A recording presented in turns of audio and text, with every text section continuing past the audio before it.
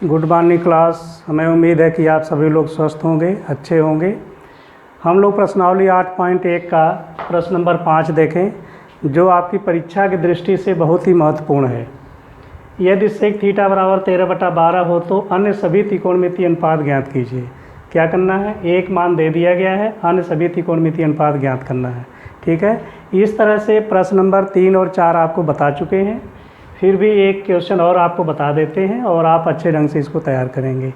अब यहाँ करा कि अन्य सभी त्रिकोणमितीय अनुपात ज्ञात कीजिए। परीक्षा में सभी का नहीं पूछेगा, 2 या 3 का अधिकतम पूछेगा। जैसे सेक का दिया है, साइन, कास, टैन, काट, कासेक में से कोई भी 2-3 पूछ सकता है। तो आप लगाने का तरीका देख लेंगे, कैसे इसको हल किया जाता है, और उससे आप प्रैक्टिस करेंगे। ठीक है, तो चलिए देखते हैं क्या दिया है और क्या निकालना है।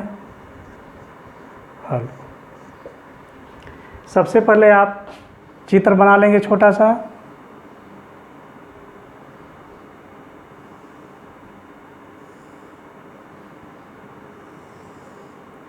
ठीक है, इसका कोई भी नामकरण कर लीजिए।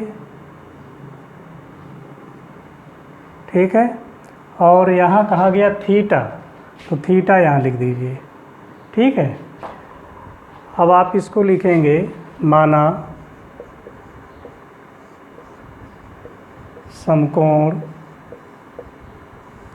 त्रिभुज ABC में कोण B बराबर 90 अंश और कोण A बराबर थीटा। A को थीटा माना गया क्योंकि यहाँ थीटा दिया गया है। ठीक है, जो कि सेक थीटा बराबर, सेक क्या होता है? लाल बटे कक्का के अनुसार अगर देखें तो ये बार बार इसलिए लिखा जा रहा है कि आपकी प्रैक्टिस हो जाए। साइन, कास, टैन, काट, सेक, कासेक, यही ना। सेक का मतलब क्या हुआ? कर्ण बटे आधार। ठीक है, और इस चित्र के अनुसार कर्ण है कहाँ? AC कर्ण है, और यह कोण के सामने भुजा लंब है तो नीचे बचा आधार है, AC/AB।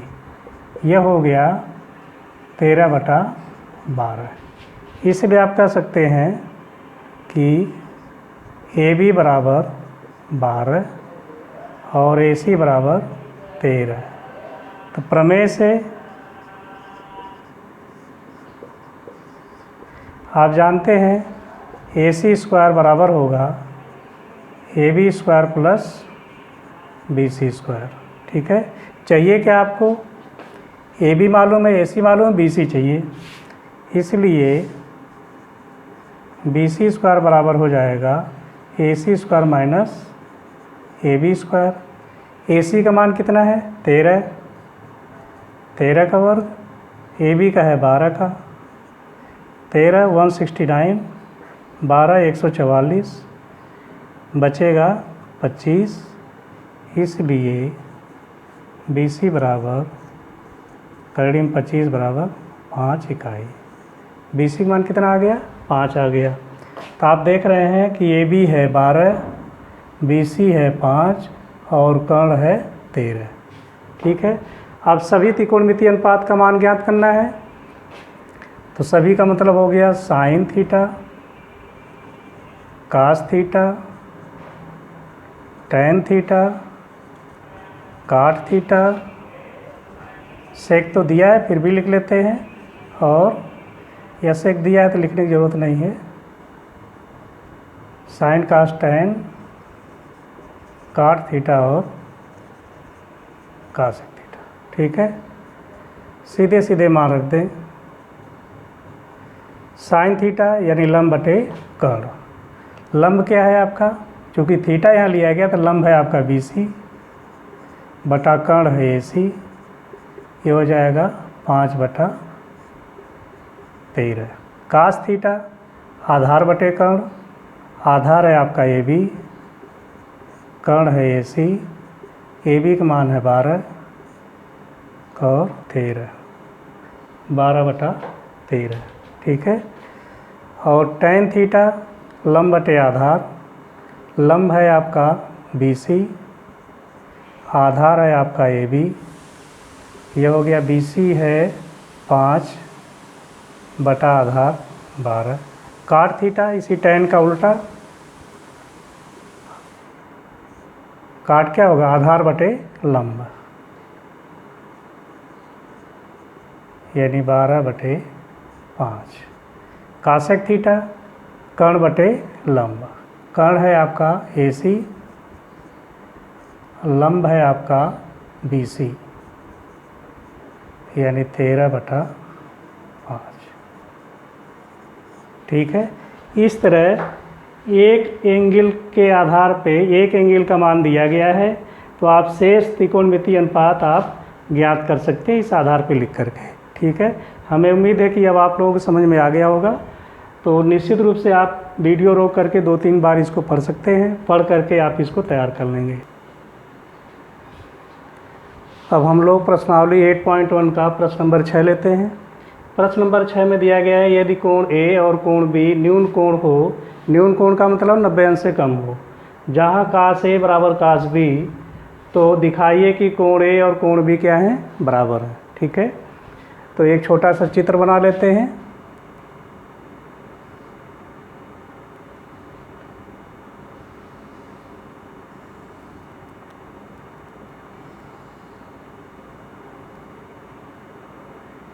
आप देख रहे हैं कि कोण A और कोण B न्यून कोण है, तो निश्चित है कोण C क्या होगा, 90 अंश होगा। यह ध्यान रखना है। यहाँ मान लो A है और यहाँ B है। ठीक है,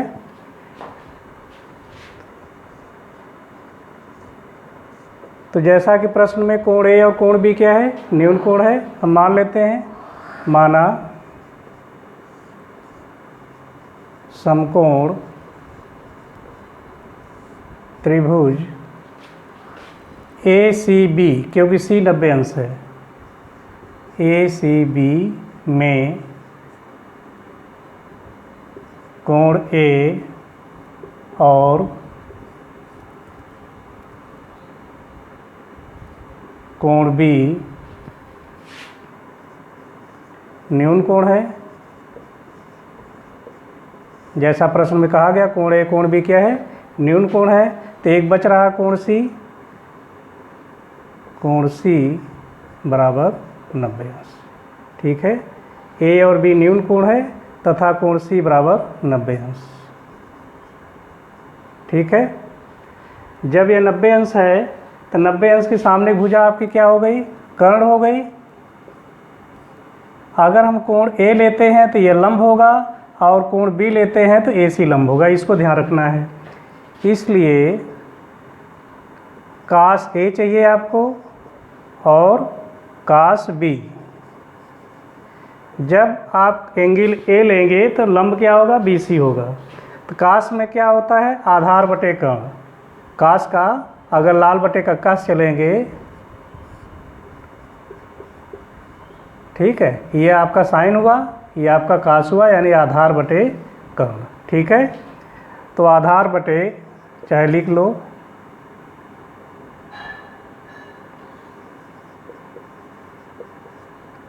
आधार बटे कर्ण, यहाँ भी होगा आधार बटे कर्ण।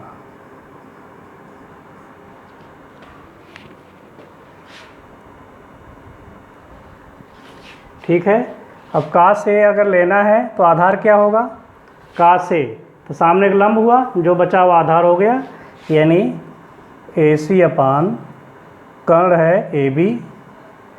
उसी तरह जब कोण B लेंगे तो यह लंब होगा, तो यह आधार हो जाएगा BC अपान AB।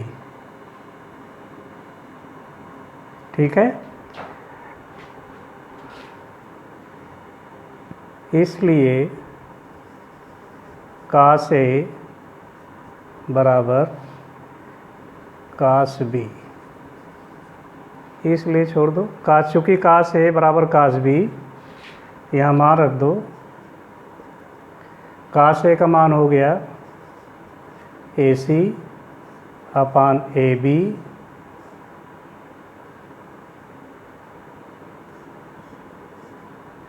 बराबर cos B का मान हो गया BC अपान AB, दोनों AB कट जाएगा तो आपका सीधे सीधे हो जाएगा AC इक्वल टू BC। ठीक है, इसलिए आप कह सकते हैं चूँकि AC और BC बराबर है, यह भुजा और यह भुजा बराबर है, तो निश्चित यह कोण और यह कोण क्या होंगे, बराबर हैं। इसलिए कोण A बराबर कोण B क्यों होगा, समान भुजा के सामने के कोण समान होते हैं। क्यों बराबर होगा, क्योंकि समान भुजा के सामने के कोण समान होते हैं, इसलिए आप कह सकते हैं कोण A बराबर कोण B।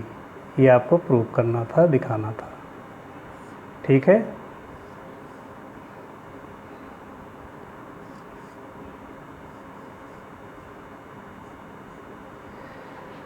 तो इस तरह आपके प्रश्नावली 8.1 के आपके 6 सवाल बता दिया गया। शेष सवाल इसके जो बच रहे हैं, हम उम्मीद करते हैं कि आप उसको लगा लेंगे। फिर भी उसमें अगर कोई प्रॉब्लम होती है तो आप उसको कमेंट बॉक्स में लिखेंगे, हम उसको बता देंगे। ठीक है, तो प्रश्नावली 8.1 में इस तरह प्रश्न नंबर 1 से लेकर के 6 तक आपको बता दिया गया, और शेष सवाल हम उम्मीद करते हैं कि आप लगा लेंगे। फिर भी अगर कोई प्रॉब्लम होती है कमेंट बॉक्स में लिखिए, उसको बताया जाएगा। Thank you.